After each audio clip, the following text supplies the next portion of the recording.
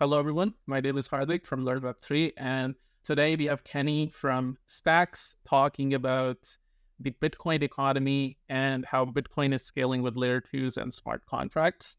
Super hype about this. If you've been around, you've heard me talking about Stacks a lot of times. This is the first workshop we're doing with Stacks, but this is just the beginning. There's going to be so much more Stacks content coming soon on LearnWeb3. With all of that said, welcome, Kenny. Why don't you introduce yourself and then let's get started. Cool. Yeah, thank you. Yep, my name's Kenny. I'm the developer advocate at the Stacks Foundation. So I do a lot of educational content, workshops, meetups, work on some documentation, that kind of stuff. Basically just focusing on helping developers to be successful building on Stacks. And we'll go through how Stacks works in a little bit more detail in a few minutes. But the high level is it's an L2 for Bitcoin that allows smart contracts. So what that really unlocks and what I'm excited to talk about today is that we can take all that latent capital that's just sitting on Bitcoin and we can create a decentralized economy on top of it. Much like Ethereum's done, we can do something similar, but for Bitcoin, because historically we haven't been able to do that. So that's what I'm going to talk about today. And specifically, I'm going to talk about that in the context of an upcoming release on Stacks called sBTC.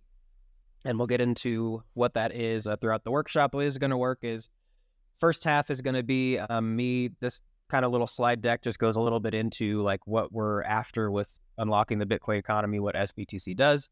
And then the second half, I'll go through just a little bit of a code demo and an app demo for how to interact with Bitcoin using Stacks and Clarity smart contracts, which is the smart contract language on Stacks. And the basic concepts that we'll cover kind of underpin this whole idea of how we can use something like Stacks and sBTC to enable smart contracts on Bitcoin and really unlock that Bitcoin capital. So we'll jump in here first, just talking a little bit about this idea of Bitcoin L2s and building a decentralized economy and all that. So if you're not familiar with the limitations of Bitcoin, which I'm assuming most of you are, you can't really do much on it besides just send payments. And so even though Bitcoin was the original first blockchain, it kind of kickstarted this whole movement. It's moved a lot. It's moved pretty slowly over the years. And while a lot of people see that as a detriment, the approach to the Stacks community takes is that that's an advantage. And so we, instead of trying to add functionality to Bitcoin, embrace the fact that Bitcoin is super simple, super stable, super secure. And we instead add functionality and scalability solutions on top of it. And so the goal behind Stacks and sBTC is to serve as this decentralized layer 2 half scaling solution, half additional functionality solution for Bitcoin that's actually 100% secured by Bitcoin. So that's one of the biggest differences between how Stacks and sBTC approach things versus how you might see like a wrapped or bridged Bitcoin asset on another chain is the Stacks chain itself, and we can go over how this works a little bit later, is actually like 100% anchored to and secured by Bitcoin. So it's very tightly coupled with it. And that's why we refer to it as an L2, is Stacks actually cannot exist outside of Bitcoin. So it's not just a separate chain where we're bridging over Bitcoin. Something like wrapped BTC might be, works a little bit differently. And really the big overarching goal is to create products that are backed by Bitcoin and unlock that 500 billion that's just sitting there waiting to be used. So if you look at something like Ethereum and Bitcoin, the Bitcoin market cap is a little over double that of Ethereum's, but its app ecosystem compared to Ethereum is pretty much non-existent. And the reason for this is pretty simple. It's that Ethereum has a lot more functionality and smart contract capabilities built in, and Bitcoin doesn't. So there's just a lot more you can do with Ethereum. You can build this decentralized economy of decentralized finance applications on top of it. If you want to do something like that with Bitcoin, you kind of still have to go the traditional route of giving your Bitcoin to somebody else and hoping that they're going to do the right thing with it and then give it back to you when they're done. And we're trying to avoid that. We want to build decentralized solutions. So short history of Bitcoin came around in 2008. And then you kind of see it going through this slow evolution of where we have projects being built on it. Mastercoin was one of the first protocols built on top of it. We kind of start to see some layers emerge. Stacks comes around in 2021, starts experimenting with smart contracts for Bitcoin. And then now in 2023 with sBTC and making Bitcoin programmable, we're going to start to see this sort of evolution into the Bitcoin economy where we're going to get to build some decentralized things on top of it. And so this is really right here. This slide kind of encapsulates why build on top of sBTC in the first place. It's extremely secure. It's extremely economically powerful. It's very durable and immutable. We're not going to go into the debate on proof of work versus proof of stake, Ethereum versus Bitcoin today. There's a ton of nuance and good arguments on both sides of that debate.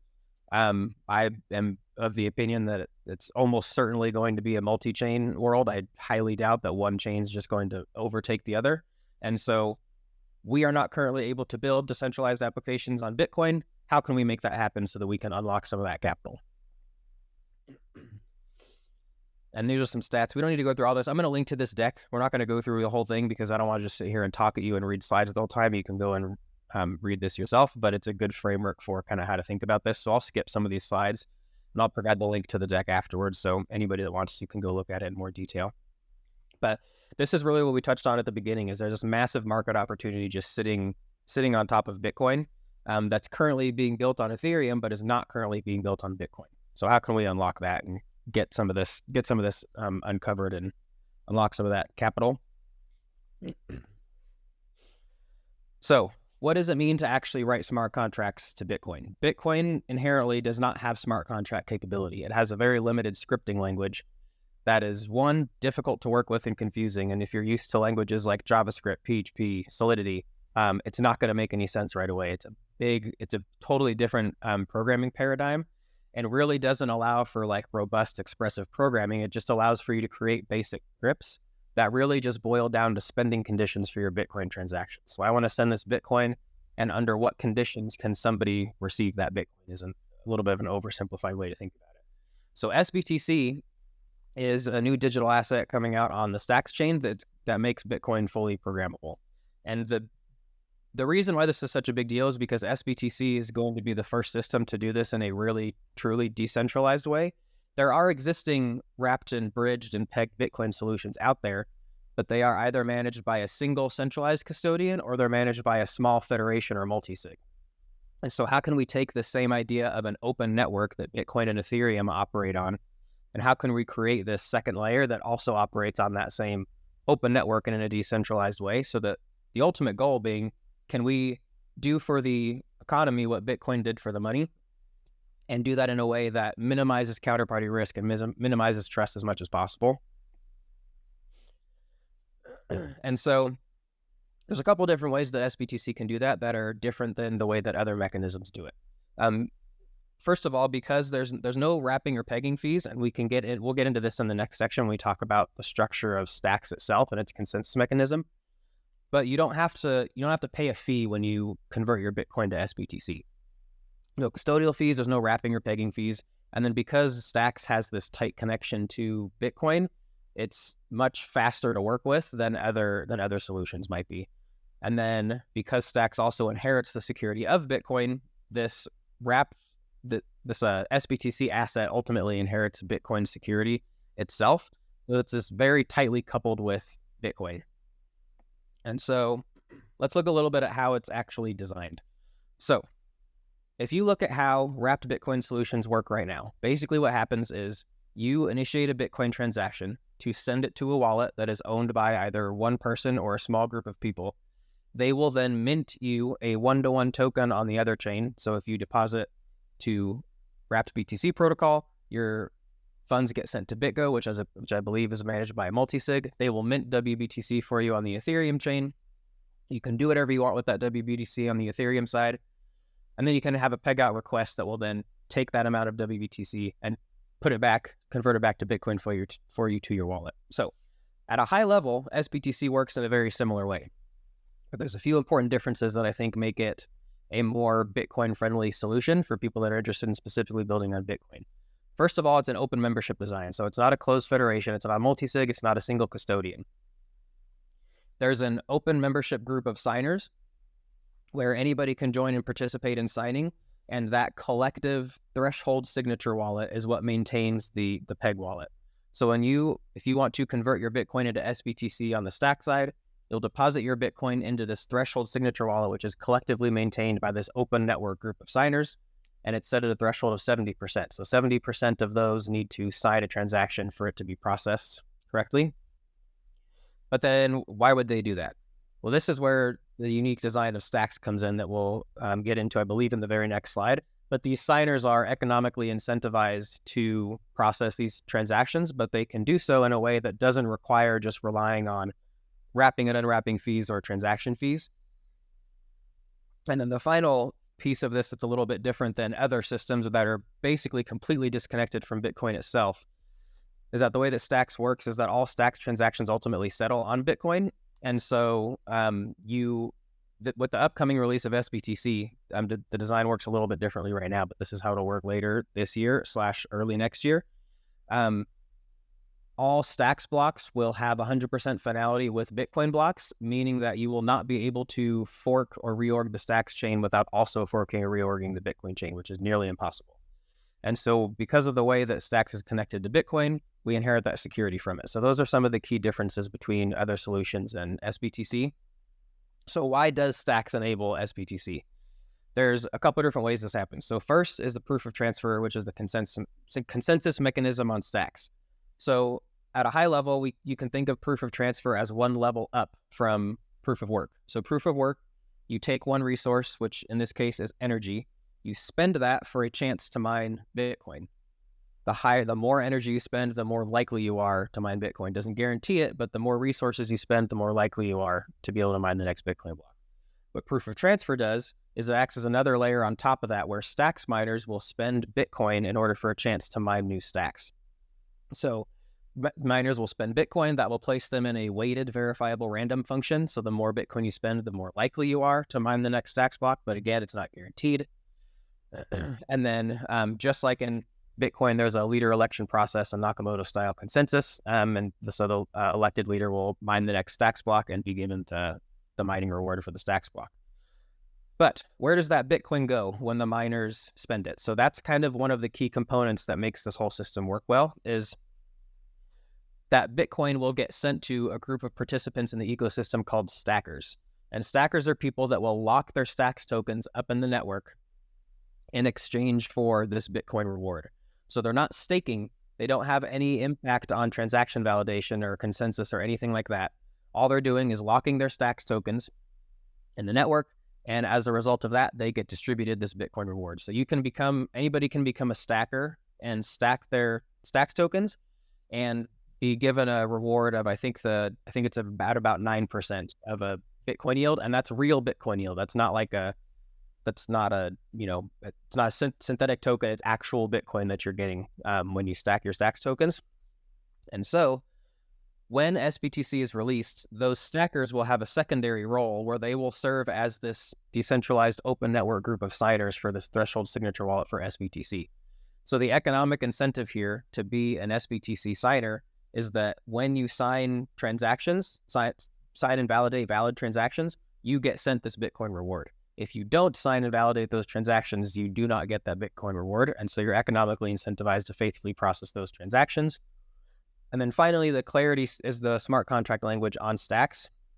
And so this is what lets us actually take that sBTC, which is a fungible token on the Stacks network, and actually do what we want with it in typical DeFi stuff, whatever you want to do. So there's a protocol out there right now being worked on called Zest, which is kind of one of the first protocols to take advantage of this. And what they basically are focusing on is institutional Bitcoin borrowing and lending.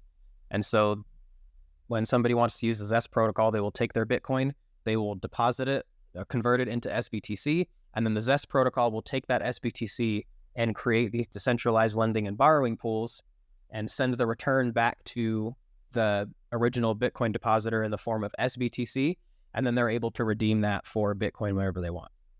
And so there are some other pieces of this that we can go into if people have questions. There's some further details. I'll also provide lots of links for people that want to dig in deeper. But these are really the basics of how it works, is this idea of taking your Bitcoin, depositing it into a threshold signature wallet, having sBTC minted for you and sent to your corresponding Stacks wallet, being able to participate in the Stacks ecosystem using that. So you can build DeFi applications.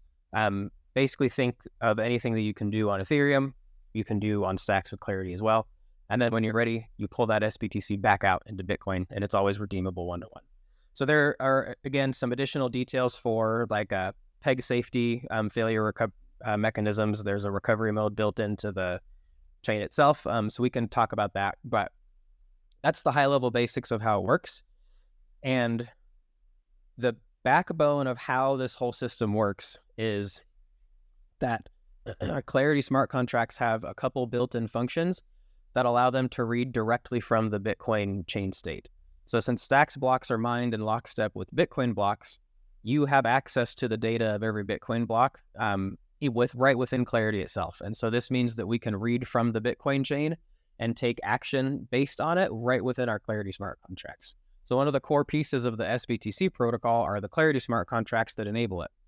And basically what will happen here is if I'm a depositor, I'm going to initiate a Bitcoin transaction to send my Bitcoin into this threshold signature wallet.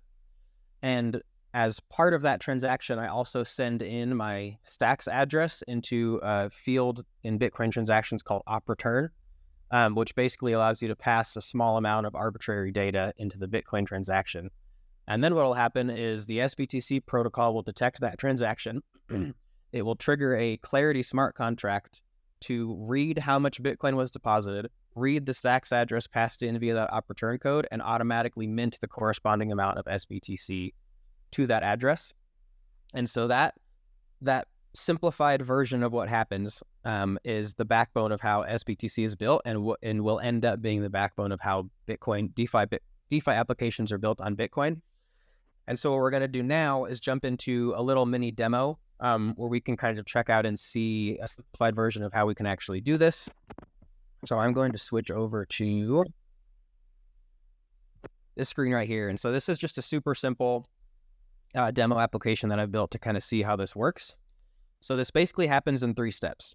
So the first step is actually real quick, let's pause for a second. The use case for this simple application is I want to be able to mint an NFT only if I've sent a certain amount of Bitcoin to a certain address. So what I want to do here is I want to send my Bitcoin, and then on the Clarity side, I'm going to verify that that transaction was actually mined. And then if it was, I'm going to then mint the NFT to the corresponding Stacks address. And there's a couple caveats in here that I'll go through because sBTC is not out yet, so there's still a lot under development. Everybody here is at like the very, very early stages of learning about this and being involved in it. So you're kind of at the forefront of everything. So caveat that there are some funky workarounds in here that I implemented in order to get past things that are still in development. And then everything that I'm going through here, the disclaimer is that it's also subject to change since all this is still in active development. Right now, the developer release for sBTC, I think, is scheduled to come out sometime in September. Again, caveat there, those dates can change, but that's the estimated timeline right now. And then the full version of sBTC and the new Nakamoto release is set to come out later this year or early next year. But this is sort of like the very first version of here's how we actually can start to learn about how to do these things. So basically what this is going to do is step 1 is you reserve your bit badge, which is the NFT, by sending 100 sats to a specified address. That's just going to be a standard Bitcoin transaction. Step 2 is the app will pull a Bitcoin API to check and see if that transaction has confirmed. And once it has confirmed, the third and final step is you initiate a Stacks transaction, which will pass in the transaction data that we pulled from the Bitcoin API, and it'll pass it into our Clarity contract. So then we can actually verify on chain that transaction information we're passing actually did happen on chain. So you can use an API to achieve the same functionality, but again, the whole point of this is to try to do this in a decentralized way on chain with smart contracts. And so that's what we're going to do here. So step 1 would be to reserve the bit badge right here. And I'm using the Hero web wallet right now. I'm not going to do this because then we're going to have to wait on this testnet transaction to confirm, but I did one earlier.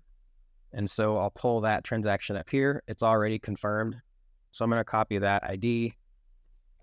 And I'll go through the code here in a minute too, so you can kind of see how it works. But I'm going to add in a field here. And what this is going to do is putting this in local storage. This is going to trigger the app. The app automatically checks on the status of the transaction ID field in here.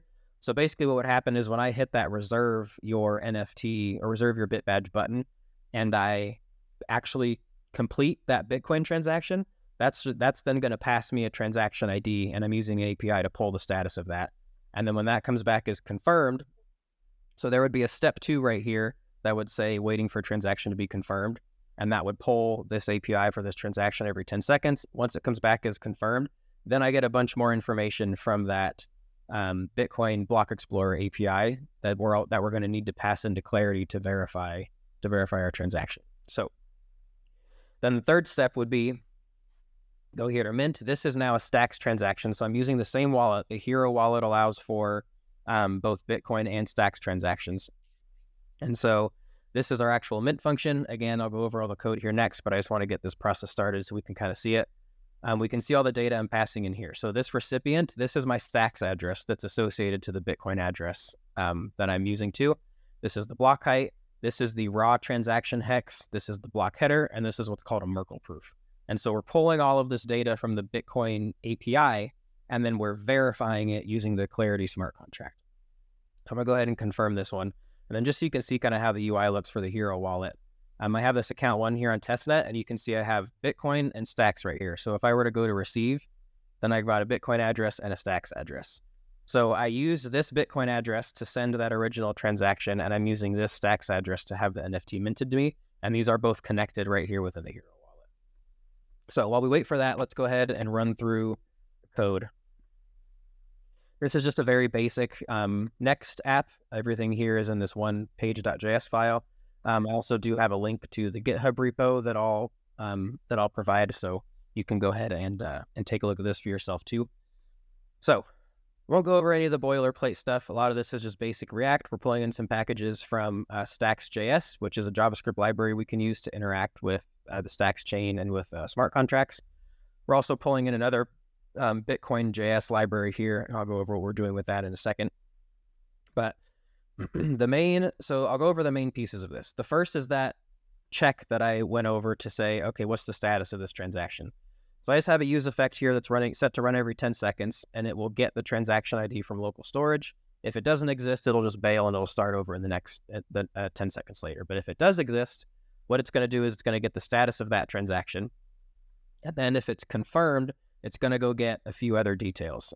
So it's going to get the raw transaction hex. And what a raw transaction hex is it's literally just a very, very long string that is a hex representation of the entire transaction and all the data contained in it. So you can take a raw transaction hex and you can go to like a raw transaction decoder and you can paste it in, and it'll give you all the data contained in that transaction. And this is also part of what we can use to actually parse and verify our Bitcoin transactions. Merkle proof is the next thing we get. So a Merkle proof, if you're not familiar, is a way to, again, verify that a Bitcoin transaction actually happened and that it has the right data. And it's a way to prove that it actually happened without having to pull the entire chain and run your own node and verify it. And the way that a Merkle proof works is it takes every transaction contained in a block and it hashes them together 2 by 2. And then it'll go up the next layer and do that again and on and on and on until you're left with a single hash at the end, which is called the Merkle root. And so by passing in this Merkle proof, we can actually go through and compare it to the proof that's found on chain for that block and verify that they match. And it's a cryptographic way to verify that certain transactions occurred without having to download and run your own Bitcoin node to verify that. So that information is all coming from Blockstream has an API. There's lots of different ones you can use. Mempool.space is another good one, but Blockstream is the one that I used for this. So we're pulling all that information there, and that's what you were seeing getting set in the local storage. Obviously, don't recommend using local storage in a production app. This was just the sort of proof of concept app that I built is using local storage. Right here, this is how the Hero wallet handles wallet authentication. So I already had my wallet authenticated before we started this, but if I didn't, then you would see a connect wallet here. You'd hit that. It'd pop this up, very similar to how MetaMask works. Pretty basic there. That's all in the Hero's documentation. Connect wallet is how we manage that process. Disconnect wallet is how we sign out. Okay, so here's the first Bitcoin related thing. So we have this reserve bit badge function. So this is the function that got called when I clicked that original reserve your bit badge button right here. And this is pretty simple. All it's doing is it's using this window.btc.request function, and that will trigger the Hero wallet to pull up its interface. And all we're saying here is we're sending 100 sats, which is the smallest divisible unit of Bitcoin. There's 100 million sats in one Bitcoin. We want to send 100 sats to this address, and we're going to do it on the testnet network. And this is all we need to do to call that Bitcoin transaction using the Hero wallet. Very, very basic. And then that is what will trigger that initial window we saw where I was actually confirming what the Bitcoin transaction was going to do. And then this will give us the transaction ID as a result. So that's where I'm setting that to local storage, which will then trigger this flow that we looked at before to check that status. So that's the reserve bit badge function. And then the step 2 is what we saw in the use effect above, where it's just polling the status, waiting for it to come back as confirmed, and then it's setting all the additional data there. We'll go over this in just a second. This is one of those workarounds that I was telling you I had to implement. But first, let's see what's happening in this mint bit badge function. So because this is where really most of the logic that's relevant to us is going to be happening. So when I hit this mint bit badge function, that's going to call this function right here. And then we're going to run this remove witness data function on our raw transaction. So remember that our raw transaction is just the hexadecimal representation of all of the data that's contained in our transaction. So what is this doing right here? So real quick mini lesson on Bitcoin transactions. There are legacy transactions, SegWit transactions, and taproot transactions. SegWit was an update to the Bitcoin chain that was introduced that changed the way the transactions are structured a little bit. And it added an additional field to transactions called the witness data. So instead of all of the signature data being stored in the transaction itself, the actual signature data gets stored in what's called the witness field. And the witness field is prunable by Bitcoin nodes. And so this allowed for a few different things, but two of the big ones were it allowed these nodes to prune this extra data that they didn't need to verify that a transaction had occurred. Because in order for a transaction to occur, it has to be a valid transaction, which means those signatures have to be there. Otherwise, it would never get propagated to the chain. So that data is not necessary in order to verify that a transaction occurred. So it got added to this witness field, which is prunable, which saves space. The secondary advantage that it offered is that it eliminated what was called transaction malleability, where depending on how the data for a transaction was read or generated, the transaction ID could change. And so it caused some inconsistencies in how protocols would read transaction IDs. And this SegWit update is really what made it possible for the Lightning Network to exist because it fixed that problem. Not really relevant to what we're talking about today, but just a little interesting piece of history to go in, and highly recommend looking into the history of the block size wars and SegWit and all that stuff if you're interested. But the relevance of that for us is that transactions that do and don't have witness data need to be parsed differently. And right now, the Clarity Bitcoin library that I'm working with does not allow for SegWit transactions. It only allows for legacy transactions. So what I'm doing here in this remove witness data is I'm using that Bitcoin library that we imported right here. And I'm going through and basically removing the witness data manually from this transaction hex and converting it into a format that is processable for legacy transactions in order to get it into a format that the Clarity Bitcoin library can read. I'm not going to go over how this works. One, mainly because this is a very short-term temporary workaround. The work to add SegWit transactions in the Clarity Bitcoin library the code's already been written. It's just in a review stage right now. The PR is being reviewed right now. So that's going to be out very soon, and then you won't have to worry about this. You'll be able to check for SegWit transactions directly. But then we're getting that Merkle proof. We're getting the block height of the Bitcoin block. We're getting the block hash, so the hash of the actual block content. We're getting the block header. And then we're processing this Merkle proof into a format that our Clarity contract can accept. And then right here, this is how Stacks.js handles calling Clarity smart contracts. So we're setting up all of our function arguments, and these are what our mint function is actually going to need in order to successfully verify that the Bitcoin transaction was mined, and then to also mint our NFT to us. And I have a deployed version on testnet right here. I have a localized version of it right here, but so we can look at that for the sake of the demo. But in here, I actually am using a deployed testnet version of this contract. It's this address, this contract name, this is the function name. And then here we're putting up all these options, and here's where we're actually calling this contract. So what function are we calling? Right here, we're calling this mint function in this bit badge contract. Here's my local version of that. So let's take a look at this. If you're not familiar with Clarity, I'll just give like I'll give a brief overview of what's happening here. But again, I'll provide links to like the documentation, and there's a Clarity book that does a really good job of going in depth into Clarity. And then I also have a free sort of like Bitcoin primer mini course that I'll provide the link to as well. As soon as I finish this demo, I'll throw all those links in the chat, or Hardy, you can tell me wherever you want me to put those. But real quickly, let's go over what this mint function is actually doing. So up here, we're just defining our parameters. First, we're defining a public function, which means this can be called externally. It's called mint.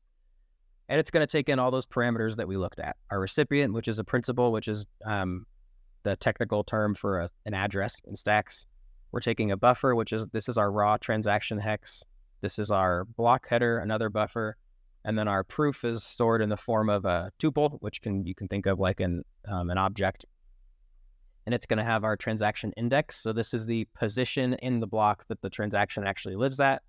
These hashes are this is the total Merkle tree. So when we talked about how a Merkle proof is generated, these are the list of all the final hashes of each level of the tree. And then we have the tree depth here too. And again, this is all information that's pulled from the Bitcoin API. We're not using Clarity to generate the information. We're just using Clarity to verify the information, because we can do that on chain with the Clarity smart contract that's directly connected to the live Bitcoin blockchain. And then what we're doing here is this let function. This first half here, we're just assigning context variables to use down here. And then this is the actual like step-by-step what's happening in the function. So a lot of this is just basic NFT stuff. So we're creating a token ID that's just iterating off of the last token ID. This part is actually not relevant to what we're doing here. And then what we're doing here is we're calling this Clarity Bitcoin.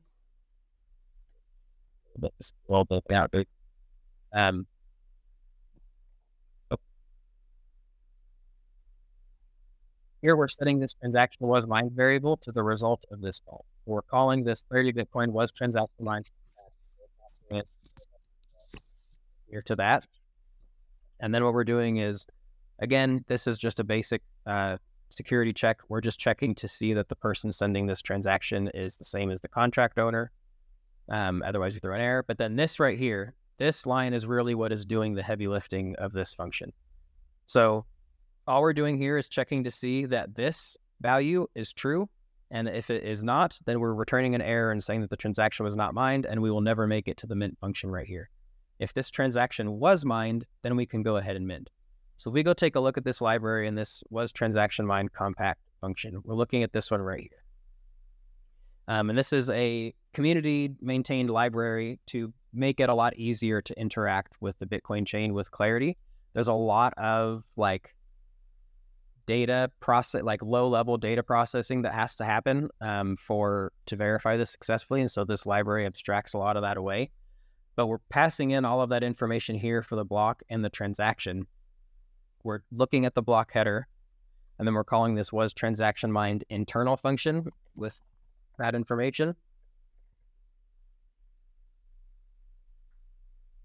So this is going to take that information. It's verifying the block header, and then it's going to process and verify this Merkle proof. And if both of those come back as being verified, meaning that the information that we passed matched the information that Clarity found on chain, then we're going to go ahead and we're going to return true, and we're going to allow that transaction to be processed. We look at this verify Merkle proof function.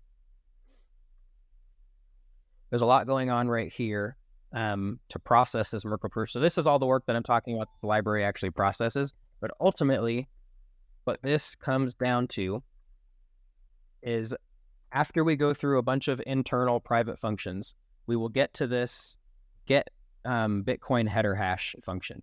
And what this is going to do is this is going to run this get burn block info. This right here is the built-in Clarity function that actually takes in the block height and the header hash. And this is the function that pulls the actual info from the chain itself.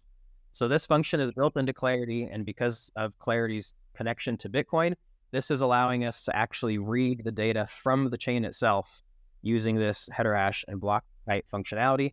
And then so we can verify all that. pass it back. This will be set to true, and then that will allow us to mint the NFT to the address. This recipient, by the way, is being generated based on our authenticated wallet right here. So this will get sent to whatever the authenticated wallet is.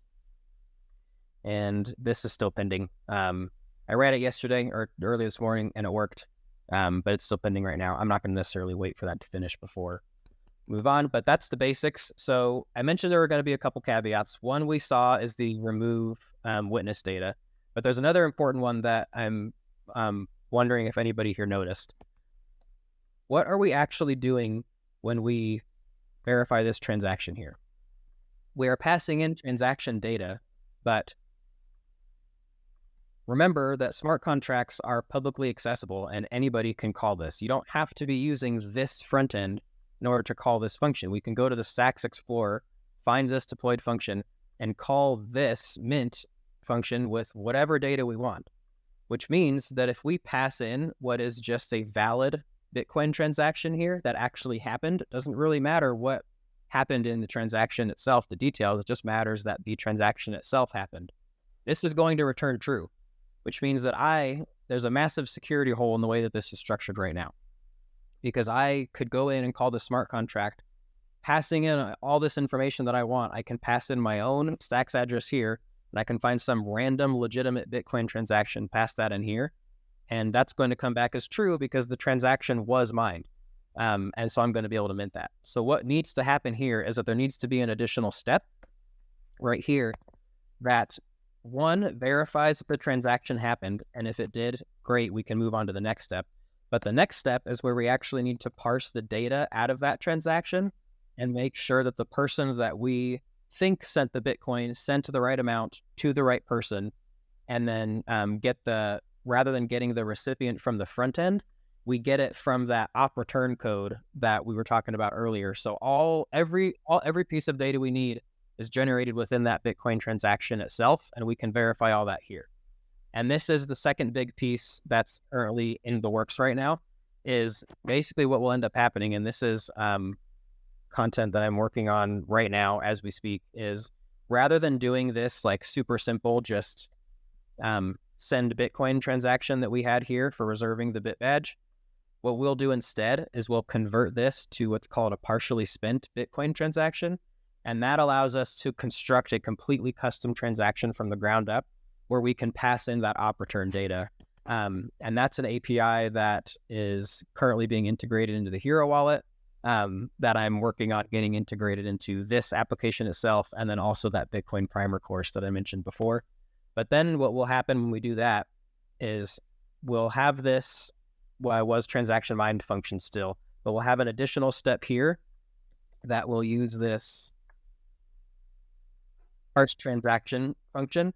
And what this is going to do is this is going to allow us to pass in just a raw transaction hex, and this will pull out all of the data contained in that.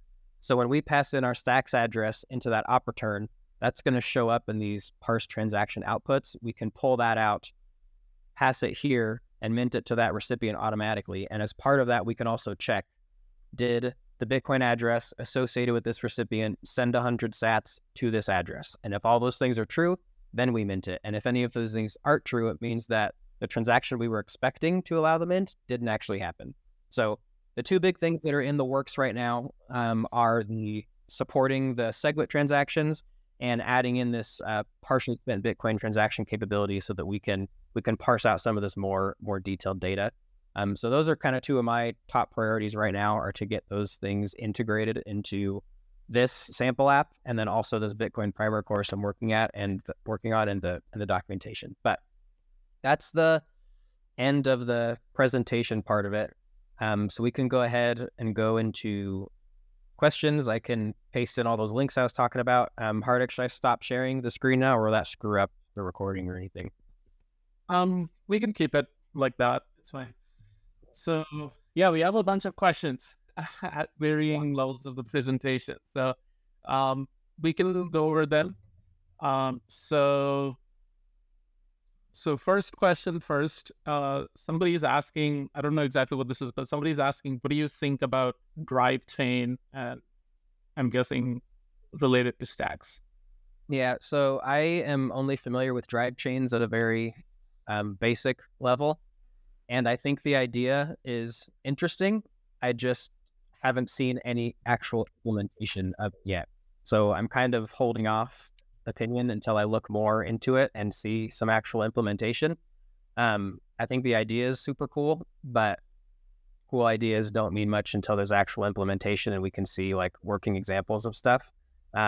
And then I also just need to look more into it before I give a decent opinion, because any opinion I give right now is going to be relatively uninformed on that.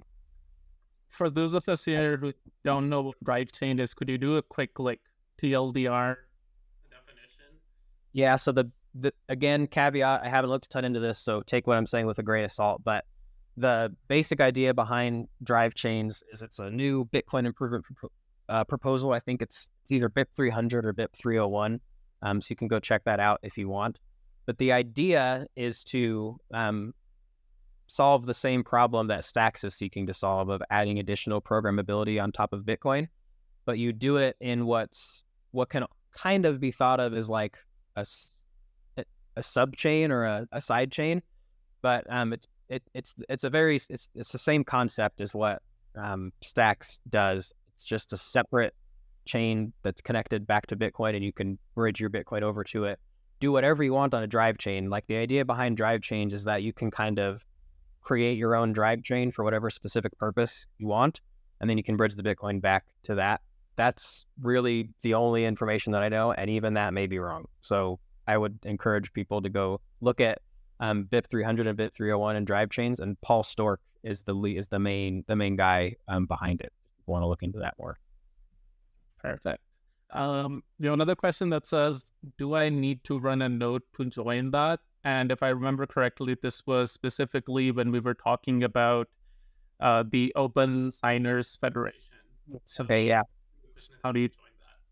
So the answer to the do I need to run a node is no. So when you participate in stacking as a signer, there's a couple different options. You can run your own signing node, but you can also participate in it via a pool. So again, everything I'm saying, take with a grain of salt, because this is all still an active development. So this is the way that the design works right now, but this may change. But basically, to participate as a stacker, all you do is you lock your stacks tokens up in the protocol, and you can do that on your own as a solo stacker, but you have to reach the minimum threshold, which is relatively high. It's a few 100,000 stacks, maybe not quite that high. I can't remember the number, but or you can participate in a pool, and the pools are decentralized and non-custodial. So when I participate in a pool, what I'm doing is I'm calling a delegate stacks function, which is allowing the smart contract that the pool runs on to delegate my stacks tokens for me. That doesn't actually remove them from my wallet. It just programmatically locks them up so that I can't spend them until the stacking period is over every 2 weeks. And I believe that just that by participating in a pool like that, the pool operator will run a signing node, and all of the stackers will collectively serve as signers within that pool. Or if you want to, you can also run your own signing node and participate in signing that way. And then I know that we're working with a lot of exchanges to for them to be able to spin up and run their signing nodes so that people can do it through exchanges if they want to. I don't recommend that. Not your keys, not your coins, but it's another option for people that are interested in that. Absolutely. I think it might be helpful to open up like the presentation that you had, the pitch presentation, as we run through some of these, because it looks like some of these are focused on specific slides over there. So the next question here, I think, is actually on this slide, or maybe a couple slides before, which is about what do you mean that miners are spending Bitcoin to mine stacks blocks? Yeah, so really, it's that very literally. So if I want to participate as a Stacks miner, the Stacks protocol will generate Bitcoin addresses on 2-week cycles. So there's a stacking cycle lasts 2 weeks. And as a Stacks miner, every 2 weeks, I see these Bitcoin addresses that are generated by the protocol automatically. And I literally send, as part of the mining, you can run a mining node. And as part of running that mining node, I will send Bitcoin to that predefined Bitcoin address, and that will then place my corresponding stacks address into what's called a verifiable weighted random function. And what that will do is that will algorithmically determine who the next block leader is, weighted based on how much Bitcoin they've spent. So the goal of it is to programmatically mimic the way that proof of work works in the real world, where the more energy you use and thus the more money you spend on that energy, the more likely you are to mine the next block without guaranteeing it. And so as a stacks miner, I have a Bitcoin address and a stacks address. I will send Bitcoin from the Bitcoin address to the generated wallet. That will then put me in this weighted verifiable random function that's run automatically by the protocol, which will then determine the block leader, and I will get sent that stacks Coinbase reward to that associated stacks address that I had set up in my miner. And then the docs.stacks.co have a whole section on like running a node and mining and how that works for people that want to dig into more of the details about like how does a weighted verifiable random function work? How do those Bitcoin rewards get distributed to the stackers? All that kind of stuff is in there. Perfect. I've sent the docs links in the chat for whoever asked that question to continue digging deeper over there. The next question was, again, I believe on this slide, but somebody's asking, why introduce a new language for this? What are the benefits of Clarity over a hypothetical Bitcoin layer 2 that works similarly but is EVM compatible? Yep. So I'll give another link because I'll go over the basics, but for people that want to dive in more, clarity-lang, so clarity-lang.org is the website for Clarity, but there's a few key differences. One is that Clarity is non-Turing complete, and so things like reentrancy are disallowed at a language level. You can't do recursive loops. And the short version is that it's designed to make it easier to write safe, secure smart contracts. So there's a couple trade-offs there. One is that you tend to have to be more, what's the word I'm looking for? Verbose in the way that you write your code. So rather than using something like an external library where you're pulling in functionality that's relying on the library for code that you didn't write, instead Clarity has traits, which are just like smart contract templates. So these serve the same purpose as providing like a standard for how to write something like an application that's going to interact with an NFT.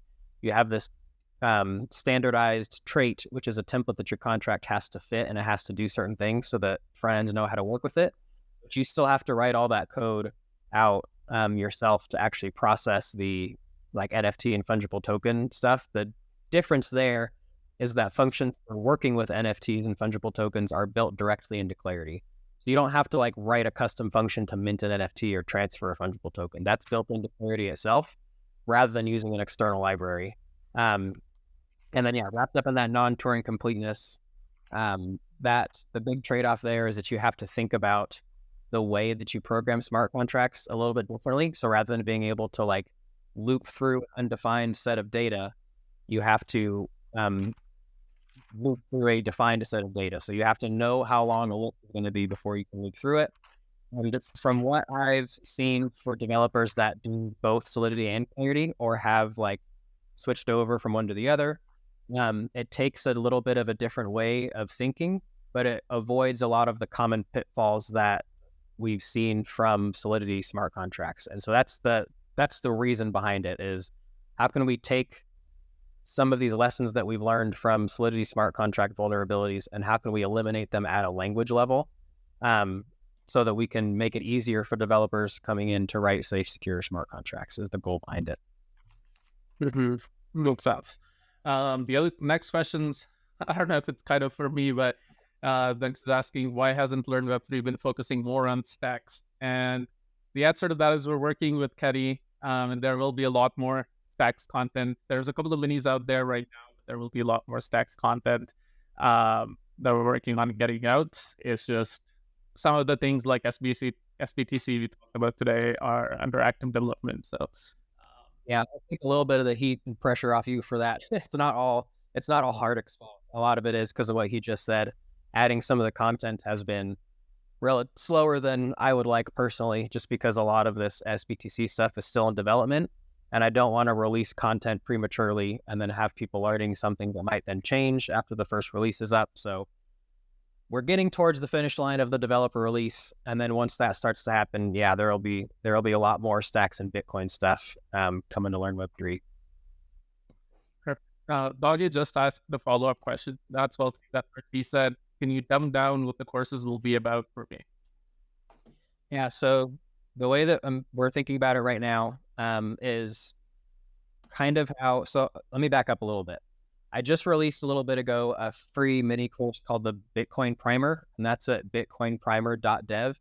And what that's designed to do is give developers sort of a high-level holistic introduction to what it looks like to build on Bitcoin. And what that looks like right now is that the first half is just on Bitcoin and the basics of Bitcoin, how it works, how the chain works, how transactions work, because it's much different than what a lot of developers are used to with something like Ethereum, especially with how the transactions are structured.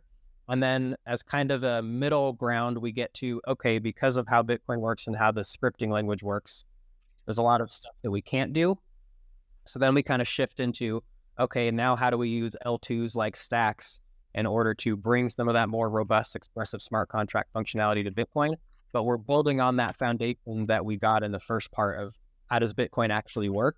Because I think it's important to understand the value add of Stacks and sBTC. I think it's important to first understand the design of Bitcoin and the resulting limitations that come from that, because it's a shift in thinking from coming from something like Ethereum. You have to, like, layers are extremely important in Bitcoin, not just for scalability, but also for functionality. So it's a little bit of a different way of thinking of the role that L2s play in the Bitcoin ecosystem.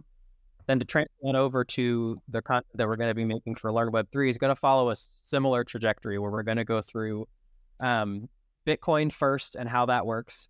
Then we'll talk a little bit about the role that L2s play. So not just Stacks, but also things like Lightning, because those kind of solve two different problems.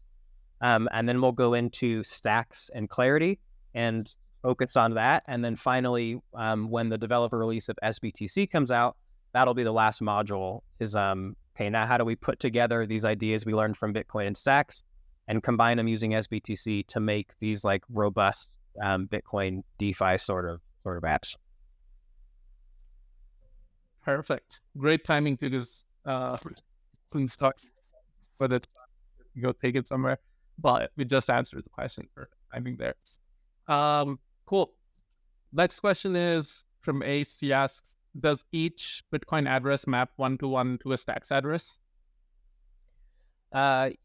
Yes, with that same caveat with the SegWit and Taproot addresses. So right now, legacy Bitcoin addresses and Stacks address share a derivation path, meaning that you can cryptographically and deterministically generate a Bitcoin address and a Stacks address. The SegWit and Taproot versions of that are in the works right now. So there's a lot of work happening in conjunction with this upcoming sBTC release that'll also include some updates to the chain that'll more tightly integrate everything with those Bitcoin transactions. Right now, they're connected one-to-one within the Hero wallet interface. But that's a wallet-specific connection. If you're using a SegWit or Taproot address, they don't yet share that same derivation path. There's still a little bit more work that has to be done there. But if you're using the Hero wallet, then the answer is yes. There's a one-to-one connection between the Bitcoin and Stacks address. Makes sense. The next one is a little bit more technical, but they're asking, are there any data availability guarantees that Stacks, nodes, and by extension, I'm guessing Clarity smart contracts will always have access to the latest Bitcoin state?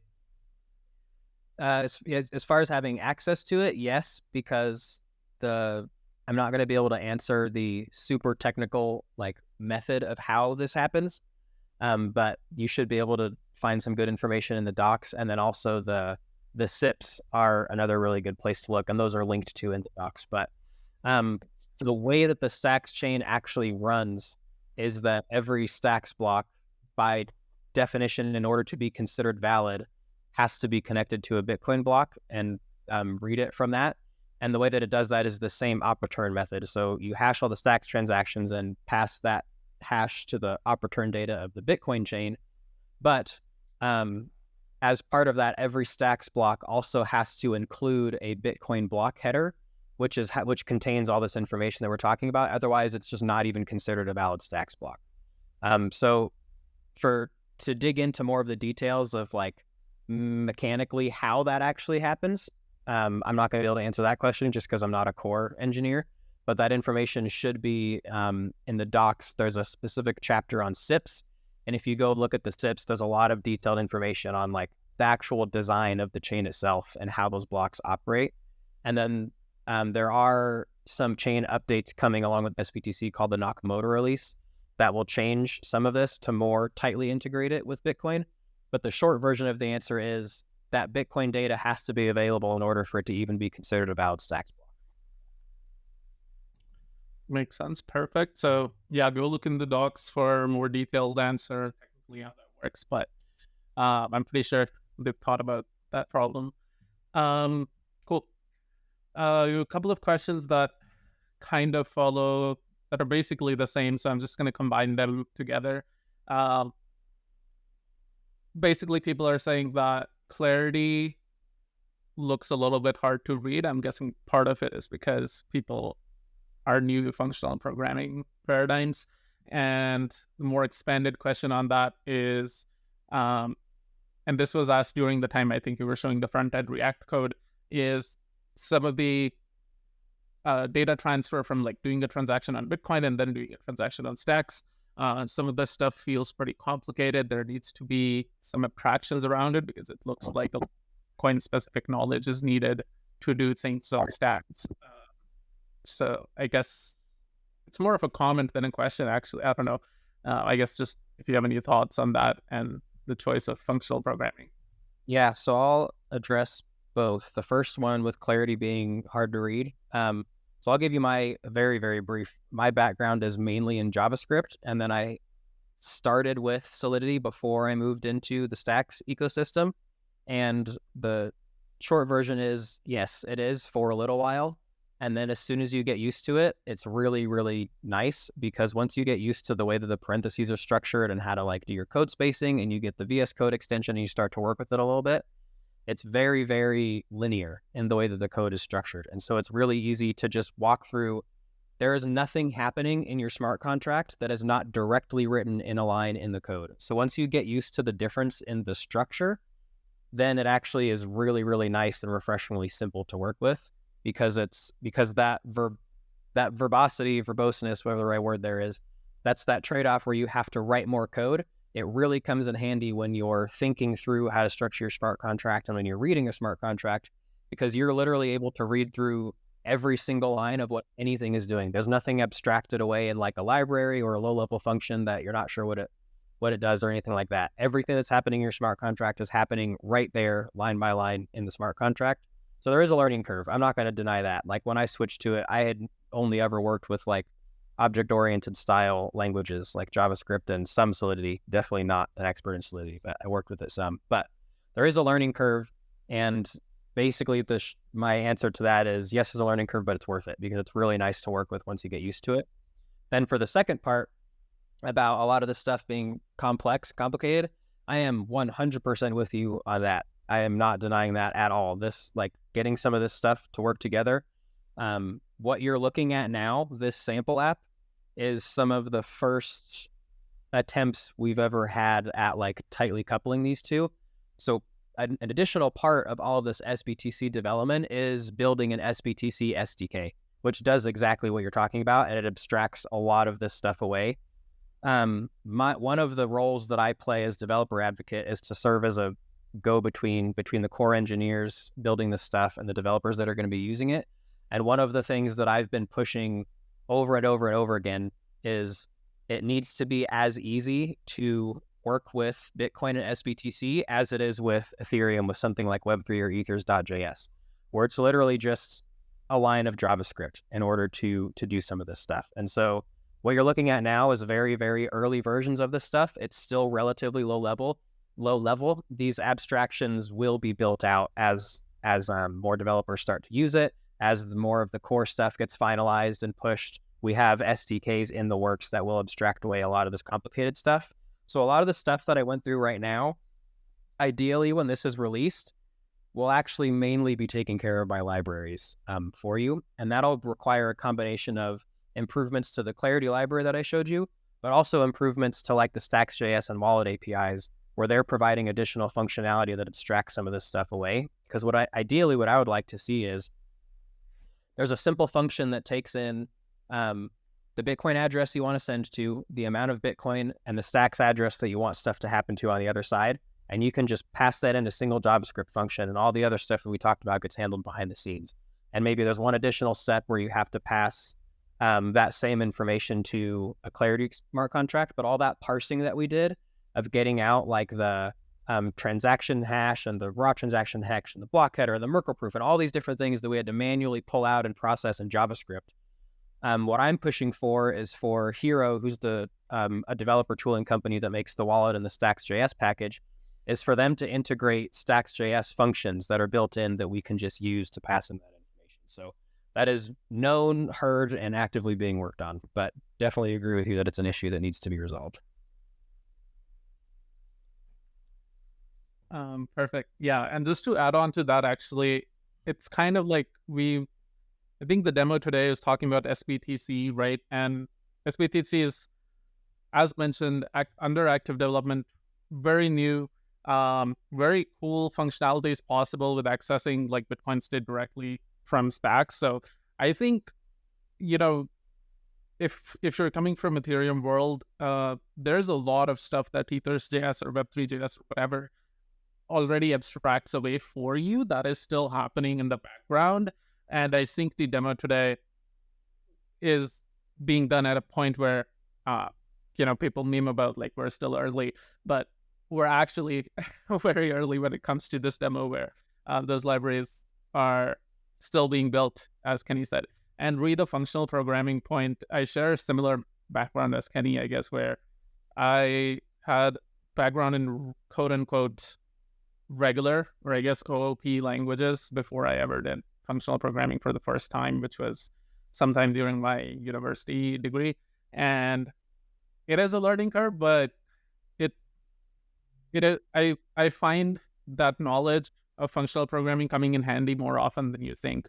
And I don't know, maybe that's a topic for some other time, but I have a belief that if you're really good at functional programming, it can help with a lot of other composition-based things, especially things like React, because React, whether or not you realize it, there's a lot of its concepts from functional programming.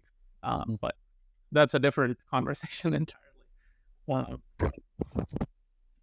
But okay, I think that is actually all for main questions. It is just talking about programming and then talking about the coming down courses. We have one comment saying, I think this was mentioned around the time you were talking about that you guys are working on being able to extract transaction data directly in the contract. That isn't done yet, but is being worked on. And somebody was asking, that is so cool. And when will this happen?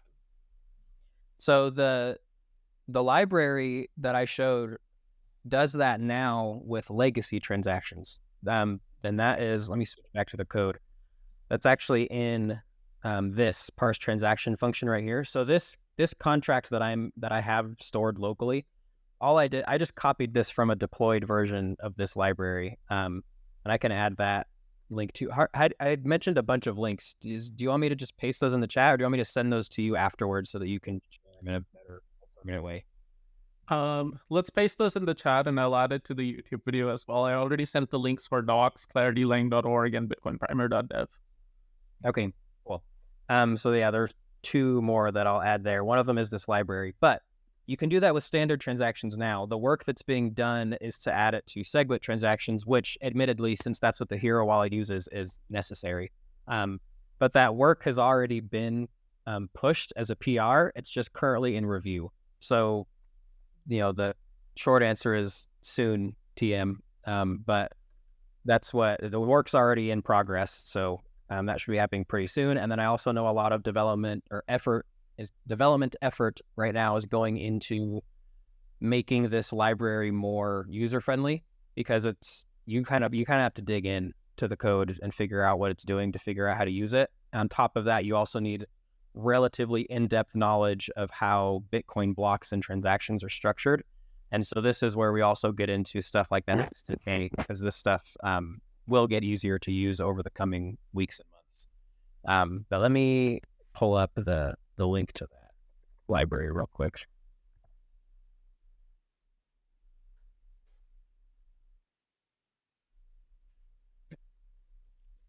So here's the link to the library here. Sorry for the infinite screen. So this is the original version of the library that you linked to, and then there's a fork of it here that's adds a lot of this new functionality.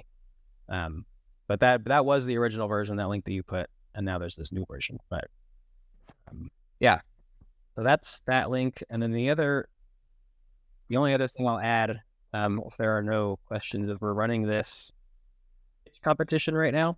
I'll put the link to you right here. So if you're interested in building on Bitcoin using sBTC, as a way for people to get involved before the code is ready, we're running this pitch competition. That's basically exactly what it sounds like, a startup pitch competition for Bitcoin ideas built on sBTC. It's totally free. There's some prizes for the people that win. There's educational stuff provided by mentors, so you'll learn some of the business side of it, and you'll learn some of the technical side of it too. But you don't have to write any code for this. It's mostly just an idea pitch competition to kind of get people involved in thinking about the kind of stuff they want to build before it's ready to be, before the code's ready to be used. So, yeah, that's everything from me. I don't know if there are any more questions or anything, but. Perfect. No, I don't see any other questions in chat for now. But yeah, with that, thank you so much, Kenny. Thank you everyone for coming. If you have any further questions, you can ask us on the Discord. And for anybody who joined in late, this was recorded. Will be put up on YouTube shortly once some editing is done, and we'll be sharing the link everywhere, so you can go see that over there. And yeah, the link to readyle2.com, this pitch competition, is also available on the events page if you need to go back to it. But yeah, thank you so much, Kenny. Thank you for this. I think this is really exciting, and look forward to the mainnet launch for sBTC and everything else. Yep, me too. Yeah, thank you. This was fun. Appreciate it.